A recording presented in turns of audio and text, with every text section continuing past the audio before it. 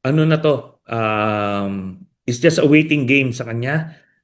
Ang tansya ko rito, baka towards the end of the year or early next year, mga February, mga ganon. So, kumaga, ano na yan, waiting game na yan. Yung kay Bongo, um, first quarter next year. It won't come any sooner than that. Yung kay Albayalde, hindi pa sure kung magpo-progression o hindi.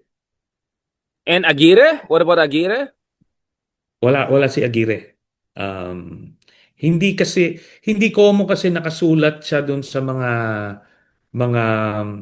ano to, mga documents ng ICC. It doesn't mean na ano siya na isasama siya kasi maraming na list down doon eh. 30 plus personalities 'yon. Senior officials of government tapos yung mga senior officials ng PNP. Personally, gusto natin masama yan, pati si Sara. Pero nga, ang ICC, mataas yung kanilang threshold sa evidence